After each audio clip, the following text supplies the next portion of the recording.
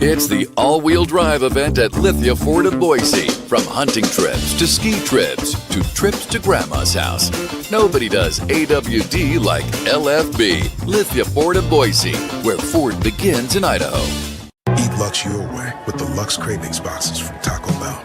There's the classic $5 box, the indulgent $7 box, and a whole new obsession in the $9 box, the Flamin' Hot Grilled Cheese Burrito. Try the Lux Cravings boxes at Taco Bell today. Find your sun with Sun Cruiser Vodka Iced Tea. Made with real iced tea and real vodka. Cold, refreshing, and made for moments like these all year long. Let the good times cruise with Sun Cruiser. As sports fans, we may cheer for different teams, but there's one thing that we can all agree on. We want the game to be big. And with 3 levels, 30 cabanas, a 143-foot screen, 6 clean pools, and endless cold drinks, it doesn't get any bigger or any better than Stadium Swim in Las Vegas. All sports, all seasons. It's more than a pool deck. Stadium Swim. It's the only thing like it in the world.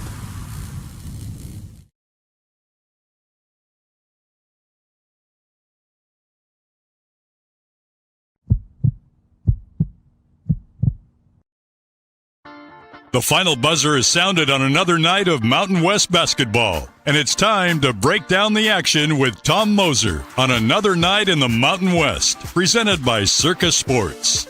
Headed to Las Vegas for the Mountain West tournament in March? Make sure to stay at Circa Las Vegas and watch all the action at Stadium Swim, where the sports are on 365 days a year. Another night in the Mountain West has interviews, analysis, opinions after the final Mountain West basketball game of the day wraps up.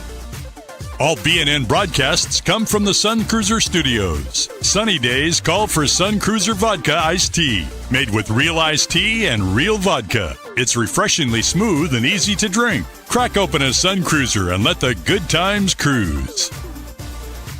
The title sponsor of Bronco Nation News is Lithia Ford of Boise. Check out our full inventory of vehicles online at lithiafordboise.com. Lithia Ford of Boise, where Ford begins in Idaho. Did your team just get a big win? Suffer a bad loss? Come discuss it with us. Send us a comment or question in the ICCU YouTube chat, or leave us a voicemail at speakpipe.com/BNN. Now let's go to the Sun Cruiser Studios and join Tom Moser for another night in the Mountain West on Bronco Nation News.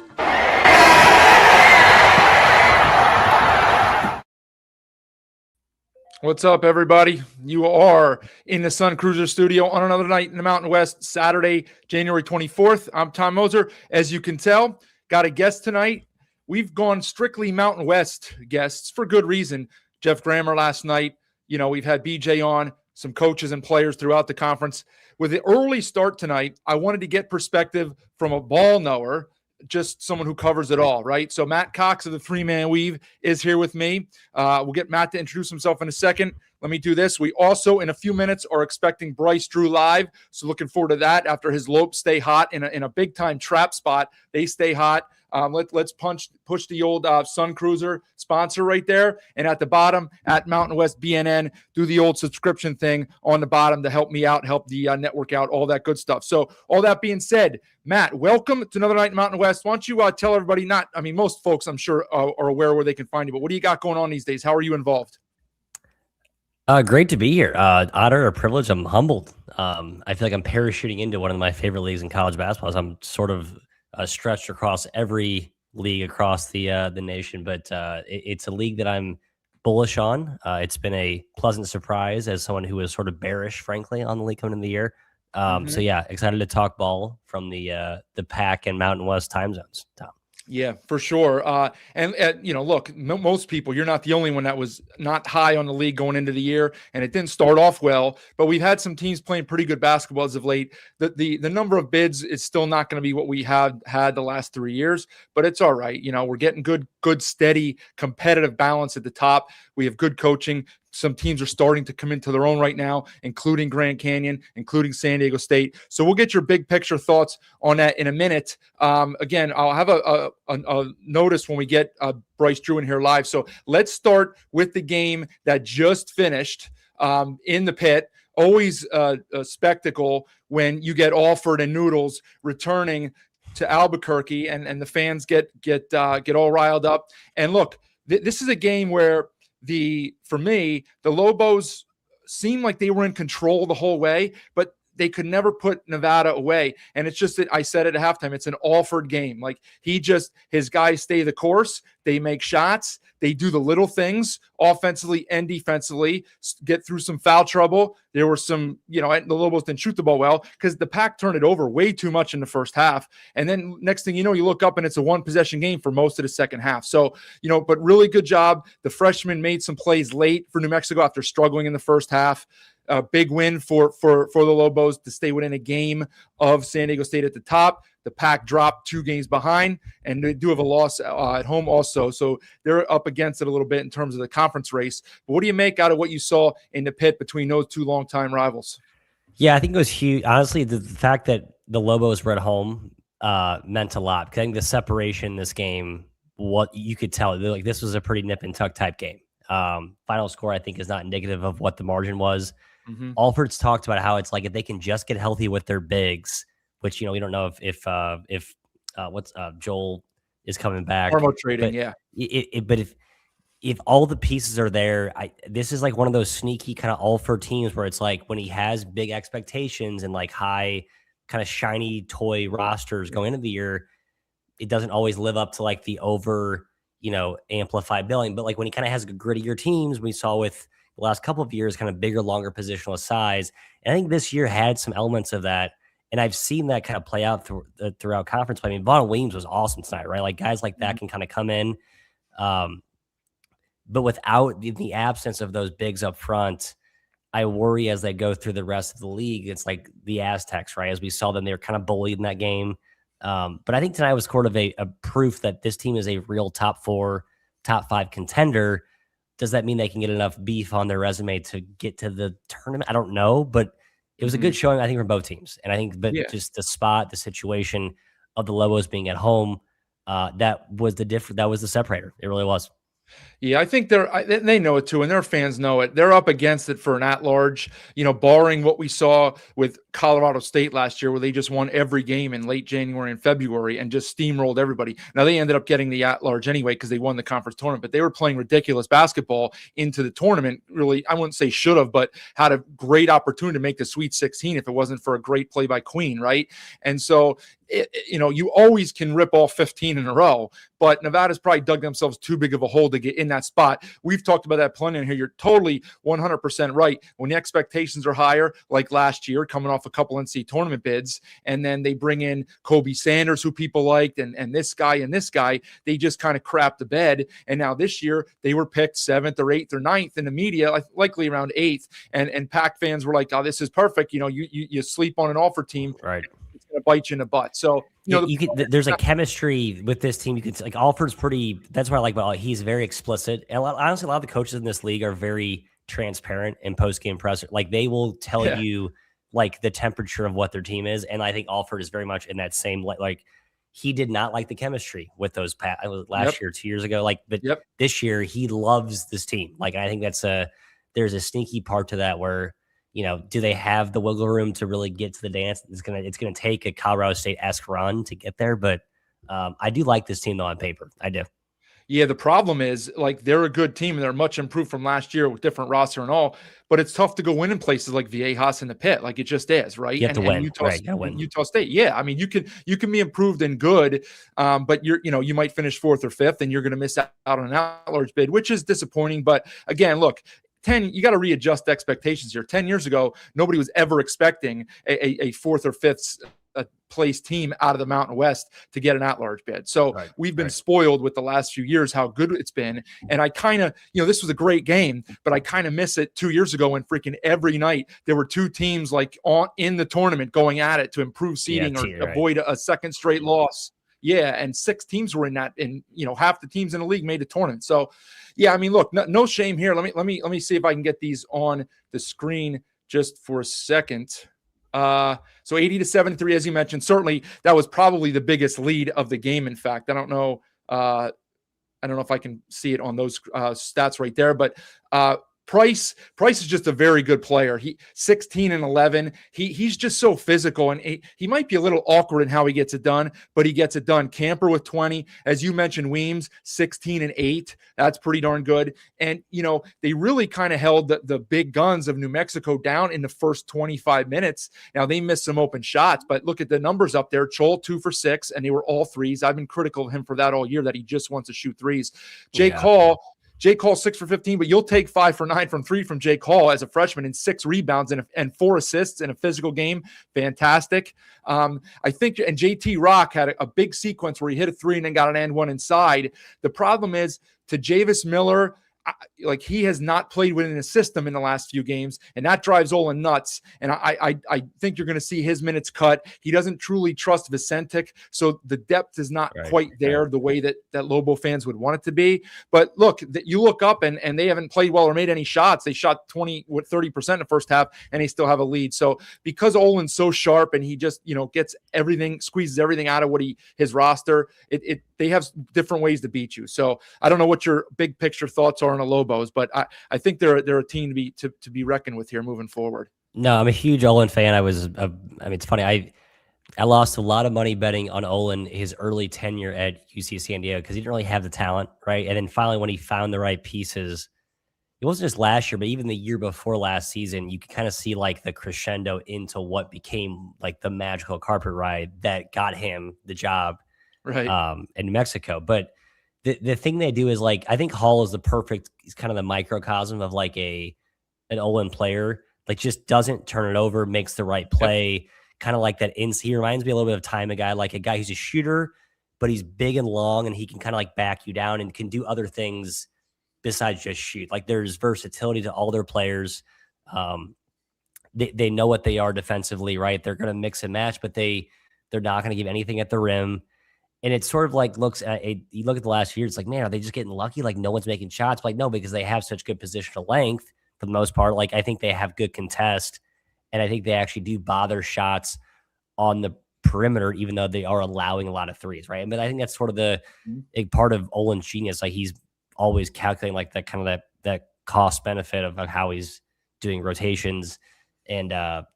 But I think Hall has been kind of the key. But to me, the upside is all about Albury and Tenet, some dynamism in terms of playmaking. Can they get in the lane? Can they create shots? If those guys are healthy and they're doing the right things, I think this is sort of the upside. I think that's where the upside lies for this team. I think they need those guys to both be kind of operating or firing at all cylinders for them to make it the top 40 legit tournament team.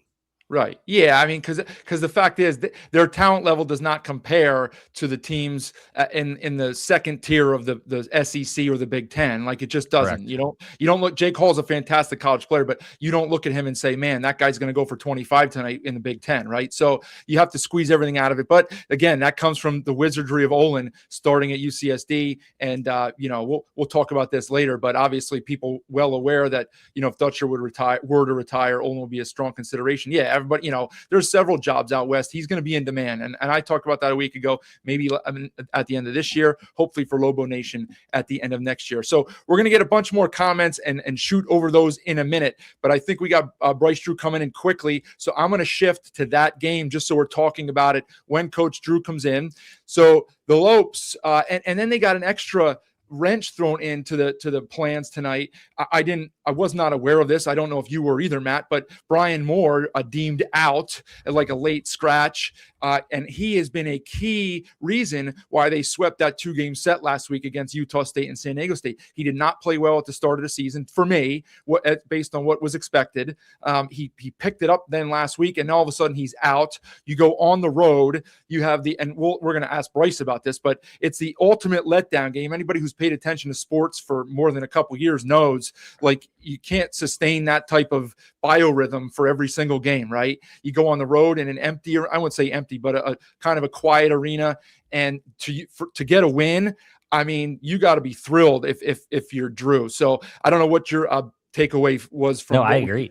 Watch there. Because I think you're the same, but I've been very high on this Fresno team. I think no one took them seriously because of what happened last year, coming out of what, sort of the all of the stink bomb that was last season. But I think what Vance has done this season has been, I think, impressive.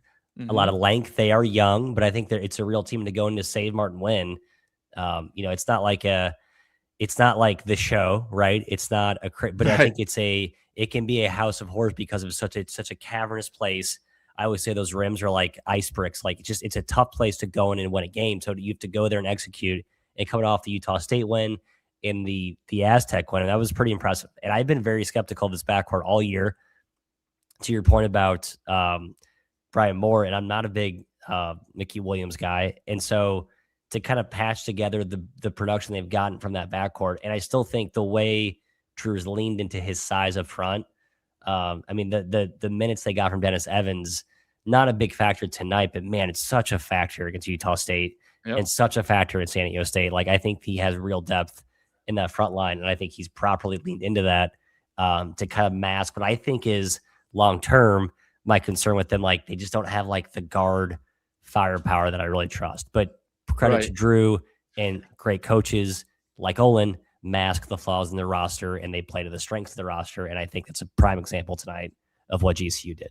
Well, the guy who gets overlooked really is Jaden Henley. He's been very, very good this year. And, it's funny. I've said this earlier. I tend to want to not give Henley the benefit of the doubt because he played at DePaul and UNLV, right? Where good players can go to just now DePaul's turned it around this year, but you don't exactly expect guys to go there and flourish, right? And it's just like a mental thing. So, Henley was decent last year, but I wasn't sold on Henley going to GCU, but he's been impressive. He put somebody on a poster with 5 minutes left. His numbers look ridiculous tonight. I'll put those on the screen as soon as we get Coach Drew out of here. But he put, what do you have? 23 points, 7 for 15 from the field, 10 rebounds, 3 assists. He did have 4 turnovers, but I mean, he's playing 35 minutes with a shorthanded. It's like a point forward. Like, they're using him as kind of like a creator. And I give Drew said this preseason, they wanted to kind of try that. And I think he foreshadowed hey, we don't have that kind of alpha creator at guard. So I think he was properly protecting Moore and Williams. Not that he was not confident in those guys, but he was yeah, I have a guy to Henley who can sort of be that point forward trigger man, and he's used him, I think, properly. And I think Henley's taken time to grow into that role, and you've seen instances where it's starting to work. And you have that guy at that spot, man, the length is crazy. The size, it does start to show up. Yeah. Definitely. And so, look, this is a team now that they have 2 conference losses. They lost to which in hindsight looks like a bad loss at home to CSU, and then they lost at the Pitt. No shame in there. But they've beaten in what most people would assume are 2 of the top 3 teams in San Diego State and Utah State. They've already won at Boise, and they won at Wyoming. Not easy trips to make. Boise's going to improve as the season goes on. They avoid Nevada at home, I think, and they don't have to go to CSU. So that's a benefit right there. They have to play a couple of the dregs of the league yet, the Air Forces and San Jose's, several times. So people are totally sleeping on them, but this is a team that is going to be in the running here for a conference title spot and regular season championship spot. And speaking of that, we are thrilled and to welcome head coach Bryce Drew of Grand Canyon. Coach, you got us? Gotcha. Yep, I hear you. Oh, I got to fix my little. I'm trying you guys to hear me. Yeah, we got you. I'm trying to get you on the screen here, so I botched that up. So hold on. All right, let's put Coach Drew on the screen. There we go. Hold on. Wait, why is that not working? All right, hang with me for 1 second, Coach Drew. While I got you, while I'm trying to figure out the video here. Look, everybody knows you guys came off 2 massive wins and difficult assignment here, going on the road against a team playing good basketball in Fresno State, and then you get dealt the hand that your point guard is out, who's played really well in the last week. And so, speak to what you saw from your guys in the last week. What were they prepared? How was practice? Because I and others would not have been surprised if you guys would not have come with an A effort today. Yeah, I'm proud of our guys. Obviously you kind of set the stage there with everything. Coming on the road, quick turnaround after a really emotional game. Late Wednesday night. I don't think I got to bed till almost 3:00. Wednesday night or Thursday morning, whatever you call it.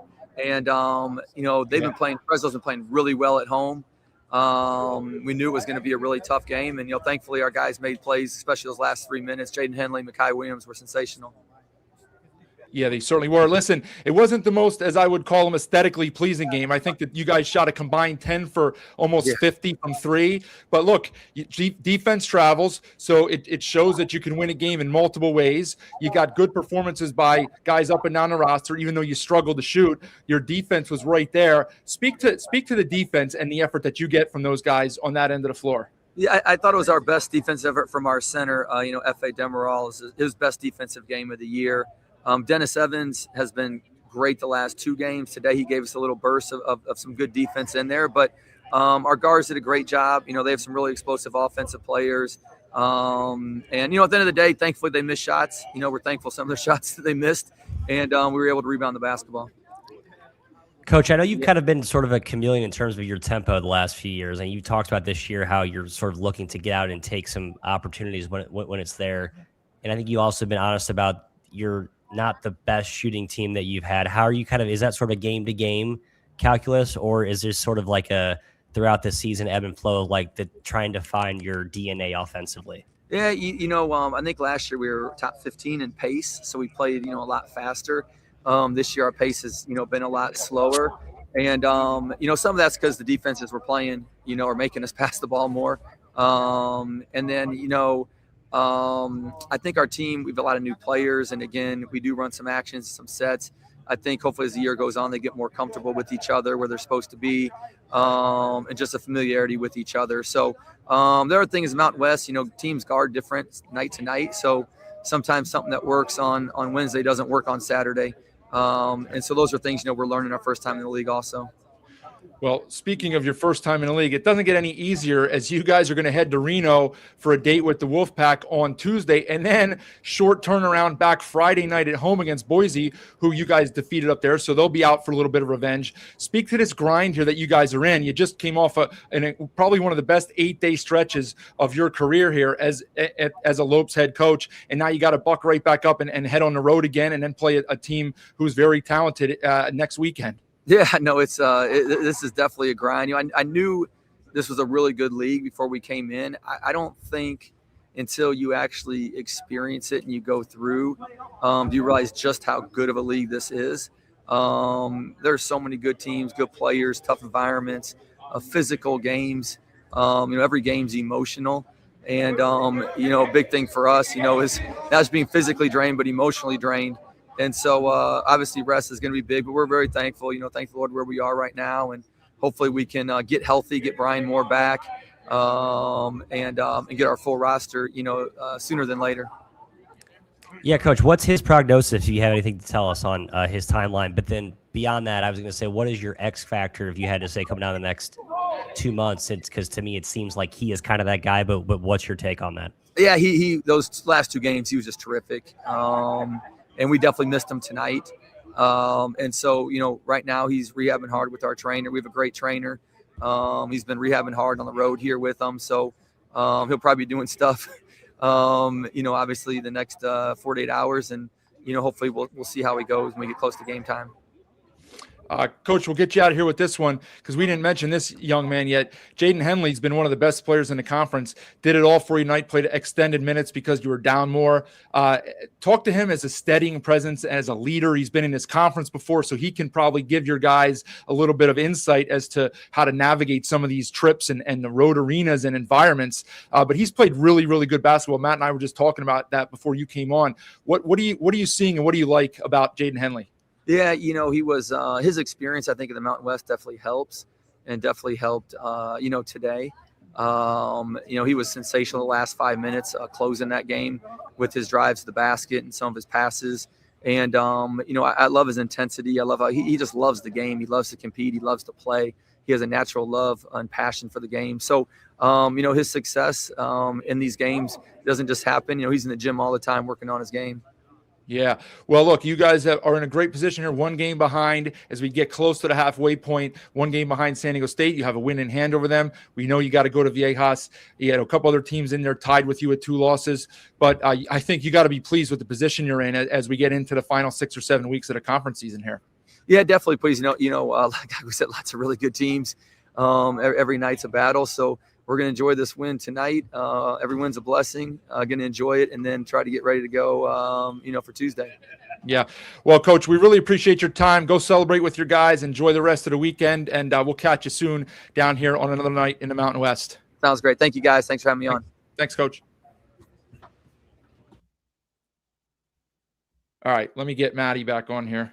Okay. I'm so bad with the is this going to work? Look at that. Here we go. Okay. I'm trying to keep Drew on, and I'm removing him, and then that's what happens sometimes. Okay. So let's just, to wrap up on that one. I mean, look, we can shift a little bit here to Fresno because we know what they are, right? They've drastically improved their program, and credit goes to Wahlberg for that. It's not a team that's going to fight for postseason berths unless you're talking Crown or CBI, but I think there's a decent foundation there. He's got some good young players if he can hold on to them. What are your thoughts, and what do you see on Fresno? No, I just like that this year he went with more skill, right? Like, I mean, it's hard to really make an assessment on here a second year coach. I feel like that's kind of a pivotal from year 1 to year 2. Usually year 1, you're maybe hired late. You just try and find guys and you put it together. It's sort of like a, square peg round hole thing. But they had more, behind the scenes.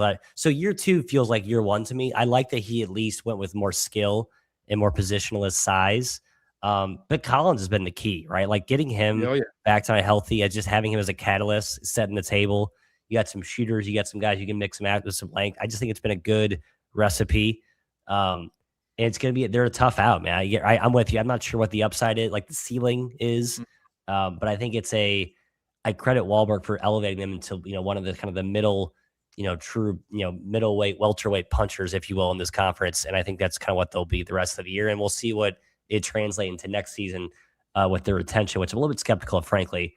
Right. But also David Douglas too, a guy I loved coming out of Green Bay as a freshman, kind of the dark ages there. But I think he's a real big piece, and I think they got some guys. It's a very, not like New Mexico, but a similar to New Mexico, where it's a very versatile roster, a lot of different types of prototypes. I think that's a good thing to happen in this league.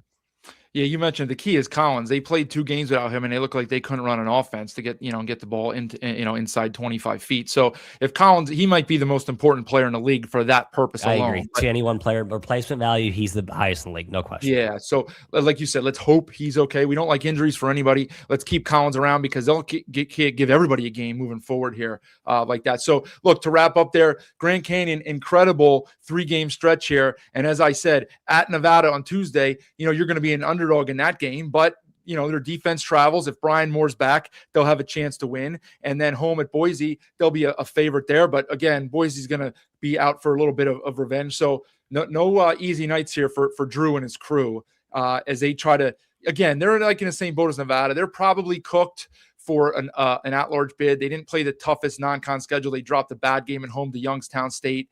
But their metrics have improved. And look, their goal is probably to get into win the conference, but certainly get a top 4 seed so they get a bye into Thursday's quarterfinals. Right. All right, now go ahead. Yeah, I was just saying, I'm looking at like UNLV, Boise, Colorado State. Those are 3 teams I know are better than how they performed today because of injuries or circumstance, and that's sort of like that's kind of like the hard reality of like the close to power but not quite power conference situation where like if you're San Diego State or Utah State, those are tough games that are going to play like Q2, Q1 opponents, but they're not going to look like that on your resume. So that's where I think as the league overall, it's unfortunate that UNLV's had like as past the MASH unit situation they've had, the Rams without their front line and Bemba and Jorgensen, and Boise, obviously, with the tough loss that they've taken. But I think we all know they're still better than what they've looked like.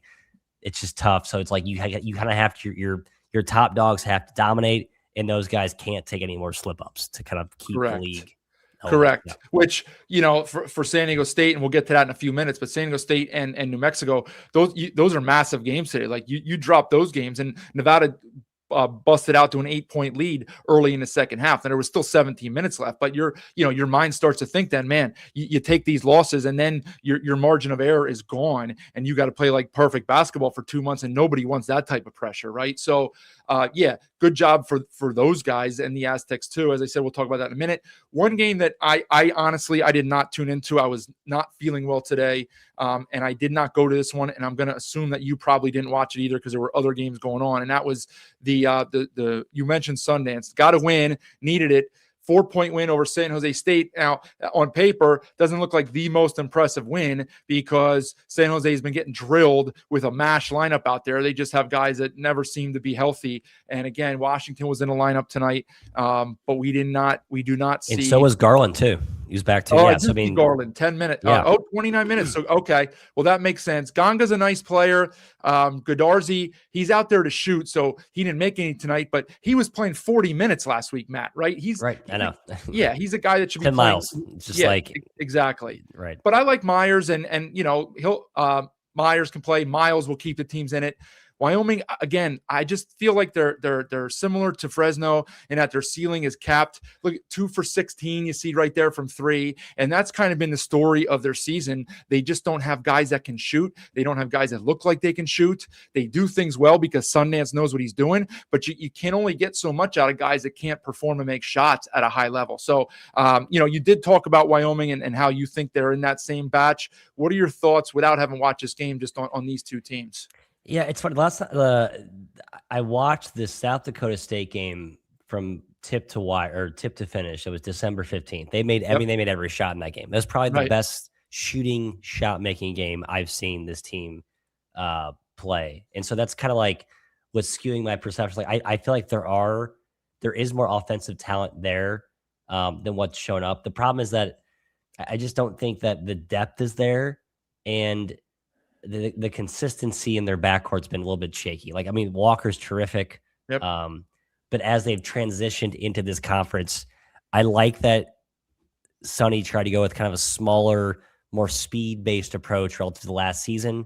But in this conference, I think you see similar things like the Big Ten. Like, you got to have size in this league. Like, I think you kind of have to, being different in this league can only take you so far. You still have to be able to keep up with the Joneses in the right departments. And I do think size and physicality are among those. It's funny. They've actually rebounded the ball pretty well year to date. They are top 3 on the boards on both spectrums in league to date, but their defense has just been okay. And their shot making, to your point, has just been okay. And if you don't have like a superpower, as coaches say, it does feel like there's sort of an identity crisis. Just like, where is this team going? Right. Like, where's the, what's the investment in terms of our identity? I don't know if I see that quite yet from this team. Right. He had a plan. You could hear some of his quotes in a non-con to run and play a lot of guys. The problem is a lot of those the altitude to their advantage, but when you get the altitude in Mountain West is not, because everyone's at altitude. So it's like that kind of dissipates in conference play. Exactly. Well, that too. But the other fact is some of the guys that he wants to play and get extra minutes for, they're just not Mountain West caliber players as to give you 17 to 22 minutes, which you need if you're going to play that many guys. So yeah, I mean, look, they had been really slumping before this game today. It's a win and he needed that, but they're just up against it most nights talent wise. And I don't know, they might steal one or sneak one out against a good team later, but I just think they're capped, and that's kind of the prevailing wisdom for most people. All right, now, this was the big one early, the game at the Thomas and Mack, where the Aztecs were trying to bounce back after the controversial, I guess, if you will, finish on Wednesday. Controversial? No, it was a terrible call. Wrong. Yeah. Well, from comments and fans in here, it's kind of like a political discussion. Is it 50-50 split? Okay, yes. I don't want to. No, I was a better of San Diego State, so I was obviously biased. I retract my comment. I'm sorry. The opinions were skewed by who you root for, so it's similar to who you bet on, right? There are plenty of fans in the conference that dislike the Aztecs, right? So in their mind, it was a clear foul, right? But if you're an Aztec fan or you don't like GCU for one of the several reasons that is out there, then of course course, should have never been called. So, the way I look at it then is, do you see people on the other side of that arguing for the other way? So in other words, there were some Lobo fans that said, I never root for San Diego State, but that should not have been called. So when you see that then tells me that, it's likely not a foul. But look, neither here nor there. It's one game. Davis missed the front end of a free throw. There were other plays throughout the course of the game. And that's what Dutcher, I'm sure, is telling his guys. But easier said than done, going on the road, even though the Rebels don't have a great home court advantage, they've been playing better basketball. And so, the Aztecs go there, play on the road, have not been super on the road the last 2 years. They did win at Nevada earlier, but what were we going to get out of them tonight mental wise? And they showed up and they kind of just withstood every little push or rally that the Rebels made at them. And they got out of Dodge with a really good win to keep themselves a game up on the other contenders. Break this one down for us. What did you see? No, I just think this is an Aztec team that I've never given up hope. I was really high on this team preseason. I think like a lot of people were, but it was always about, is there too much depth here? And Dutcher started, I think, be explicit and direct with I'm trying to tighten up the rotations. And I think you're starting to see that.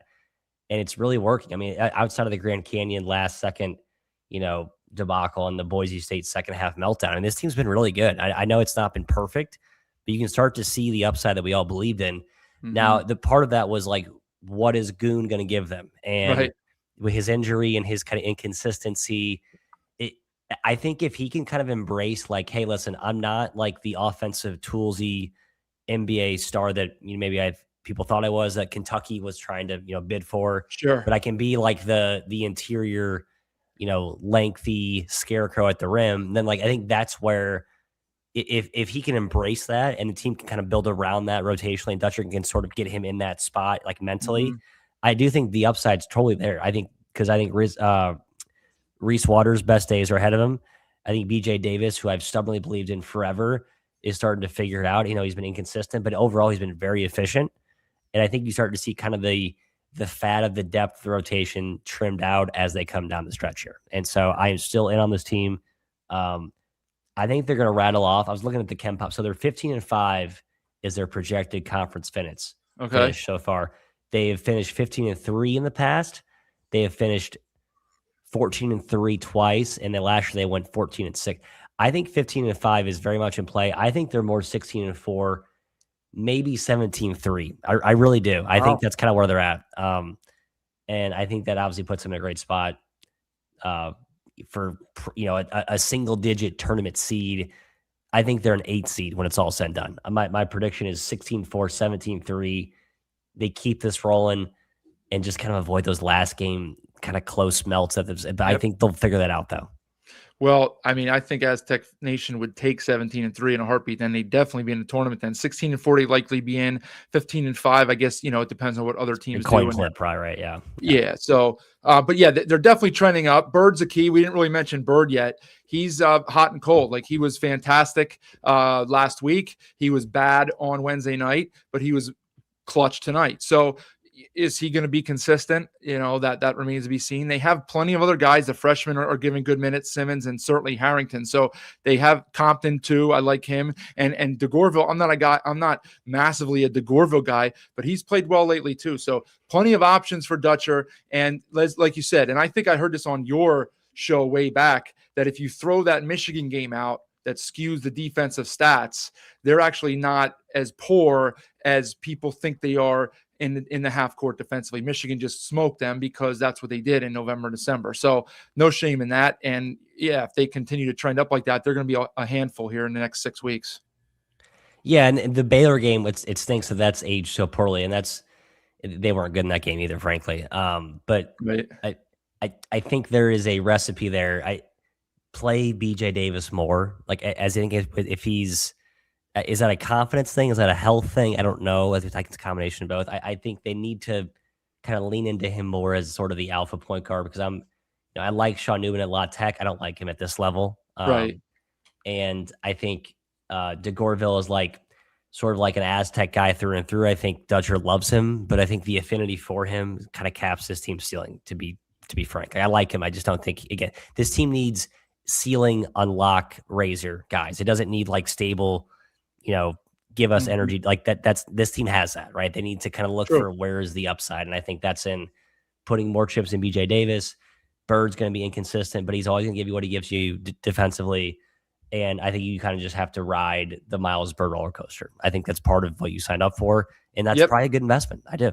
Yeah, that's a good thought right there because, you know what you're getting out of him. And I've seen little glimpses of him maturing a little bit over the last few weeks here after I don't know what Dutcher and the staff say to him after some of the, I don't want to call mistakes, but missed dunks or getting a technical or jawing with the fans that distracts him. So, you cut that stuff out. It certainly makes you a more effective player. Although I guess he feeds off of that, but certainly did not do much for him in the beginning of the season. So, okay, let's what else do we got here in the comments? We got a lot of stuff, people talking about Grand Canyon. We always have that discussion, get Grand Canyon in a pack, get New Mexico in the pack. And look, I don't know what's going to happen there, but I wouldn't anticipate anything happening lately. T-Mac says Utah State, San Diego State, New Mexico have been showing up as at-large bids on multiple bracketologists. Yeah, I should probably start digging into that a little bit. Look, they're all in a similar area in the metrics. Utah State's a little higher, but Utah State around like that 8-9 range. New Mexico, Aztecs 10-11. So I think as of this moment, it's probably a 3-bid league is where you're realistically looking at. Right? Yeah. So I think we would all take that after the way the season started. I think we would take that. Two would be disappointing. 3 would be fine. And I would take that, last year for the league, you don't want it to go out with 1 or 2, but certainly I would take that. That's good. All right. Now we broke down the games. Let's just look ahead here quickly. And I can talk about who we have coming up in the midweek here, the Tuesday night. So we actually have an off. Fresno and Air Force are off, thankfully, so we don't have to deal with any of that. So 3 games on Tuesday, Boise at San Jose. We don't really need to talk about that one too much, but as already mentioned when Bryce was on, Grand Canyon at Nevada, and then a little bit later, late night, New Mexico at UNLV. So in really, really important games because we know that the Rebels have the talent to knock the Lobos off and kind of spoil their party. And Grand Canyon, again, as I said, they'll be an underdog in that game because Nevada has played good basketball. Alford knows what he's doing, and it's tough to go on the road and win in this conference. So early thoughts on those two from late Tuesday night.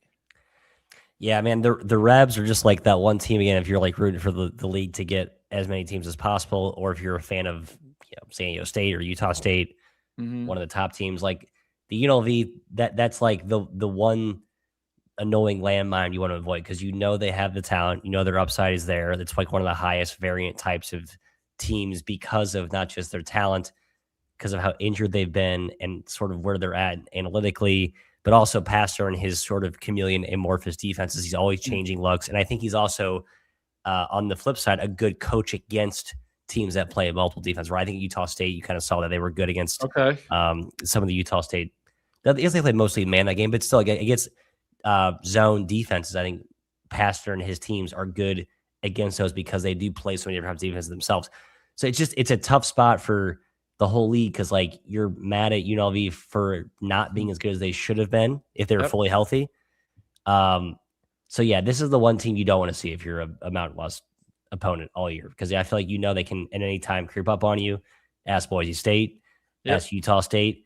I do think there is a matchup kryptonite with the fact that Boise State and Utah State, while long, are not that athletic, and that's where I think they were exposed by UNLV. Yeah, no doubt. And then the other thing was, because I heard, maybe it was you guys, maybe it was somewhere else, but also from talk among Mountain West people, Utah State struggled with the athleticism of UNLV and Grand Canyon back-to-back.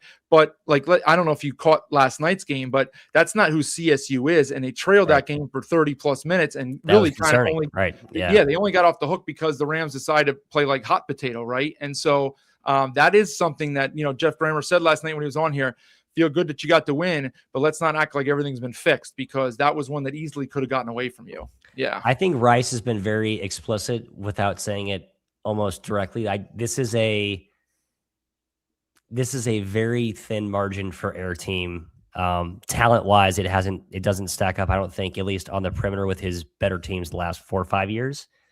And we can, I don't know how blunt we want to have a conversation about Dylan Anders. I just think Dylan Anders has driven him up a wall, and they're trying to find ways to patch around his lack of production. And that's kind of where this team's at. And that's part of the inconsistency. It goes back to what Cronin said when he had Andrews back that year, I think in 2024. It's like, you don't have good guard play, you don't have a chance. Like you cannot go to war on a night-to-night basis if you have inconsistent, I don't know, I'm getting guard play. And Andrews is kind of part of that problem. Yeah, well, trust me, if you've listened to this show before tonight, not this weekend, but before, I've been very critical on Andrews because he's not what Leon signed up for. And it was kind of like equal to Roddy Anderson 2 years ago when he pulled Roddy Anderson out, had a very good team and just lacked at the point guard spot. Last year, ironically, he had his best point guard in Cardenas and they still couldn't get anything done, which was disappointing. But the bookend years around that, they just don't have enough at the point guard position. They haven't had a dynamic since Shaver. They haven't dynamism at that spot. It's been very vanilla, ball moving. It's not been good. Yep.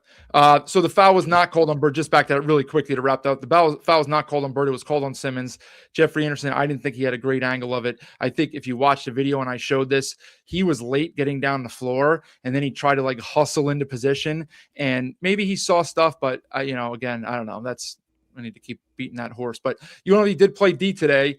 They just don't know how to play defense without fouling. Kamani Hamilton, Emmanuel Steffen, maybe another guy in there. They simply cannot play without fouling. They cannot do it. They can't do it. And yeah, UNLV looked demoralized after San Diego State stood up to him and punch him in the mouth, and it didn't work. So absolutely. Yeah, I agree. Oh, Steffen, I watched the Stanford game. I mean, Steffen was the best player in that game.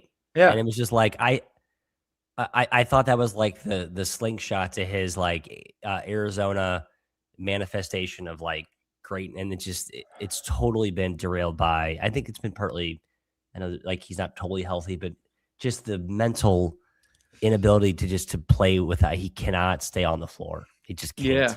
I mean, sometimes you hear coaches say it, and you mentioned the coaches in this league are not shy about, if you want to call it like that, throwing their guys under the bus, right? And I don't know that Pastner's done it with Steven, but Steffen, he simply cannot avoid fouling. He just can't. And, the Lapis, who I was never a big fan of Lapis as a coach. I go back in time with Lapis because he was at Nova and I lived just outside of Philly. I don't think Lapis was a great coach, but he does a great job on the calls with CBS. And he kept saying today, he kept saying, like, Steffen's got to block that shot. He's 7'1". Guys are 6'5" and going up and finishing over him.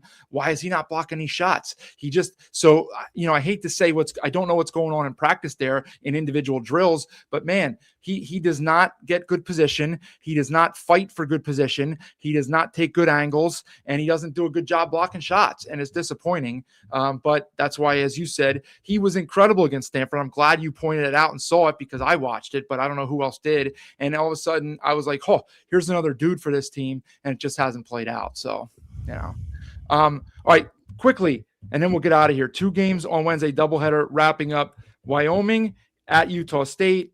Aggie should right the ship there. And then an interesting game late, Colorado State at Viejas against the Aztecs. So the Rams not playing smooth. They kind of gave that one away last night, but they're a team that can beat anybody on any given night because of the way they shoot the ball. So you see any upset potential in either of those two? What are your takes on the Rams? We haven't really talked about them yet. Yeah, I like him. Again, I do think they are one of the akin to Utah State.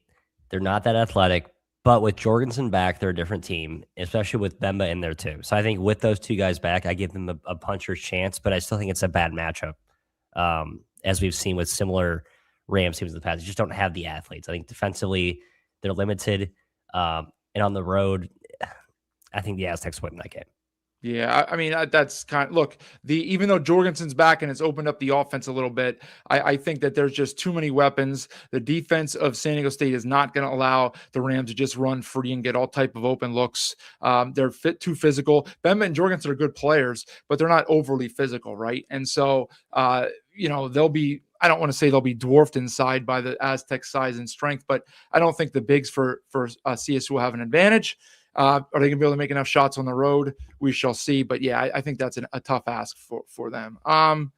Let's see. Is there anything else I want to get to here? Boise misses Bowie. Hope all is well. Andrews he's been a little better. He's still not what they were expecting. He's been a little better. I will say that. And then RJ Dennis. There's a name from the past for Boise. RJ Dennis. And I guess Cardenas. How about Derek Marks, my all-time top 5 absolutely. favorite Mountain West hooper, last Is that right? 20 years. Oh yeah.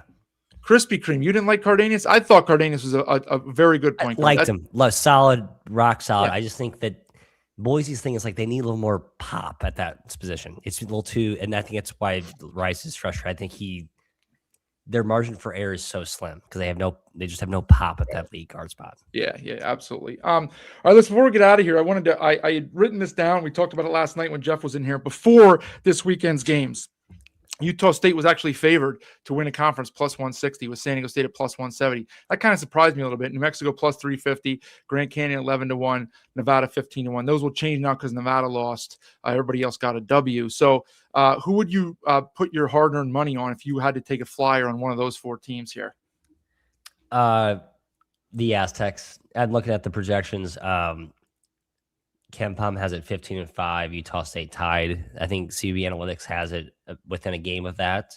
Mm-hmm. New Mexico, betting against Eric Olin is just a losing proposition in any walk. I still think the Aztecs. I think Dutcher I think he has a plan. I think there's going to be a rotation that's going to be kind of ironed out, and you're going to see some hard discussions with guys who are kind of see some minutes dwindle. Sean Newman might be a victim of that, frankly. But I think the Aztecs are my bet. They're not one of those altitude teams, but I think they've gone through it. The continuity, they're old. Dutcher knows how to handle that. I think they're the team. Well, interestingly enough, they have not won either the regular season or the conference tournament in the last 2 seasons. That's a drought of 4 championships, and that's pretty drastic for them.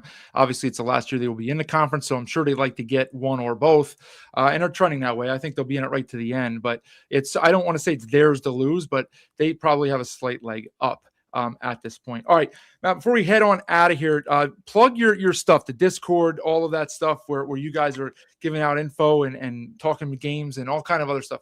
Where can our listeners find you guys at? Well, follow us on Twitter, and then that'll be the branch to the other stuff, but 3MW_CBB, and that's where you can find our link to Basket Under Review, part of the Trilly Donovan conglomerate of super smart people who know ball, and we found that the community in the Discord are actually smarter than we are. So it's funny. Wow. I tell people to sign up and pay for it.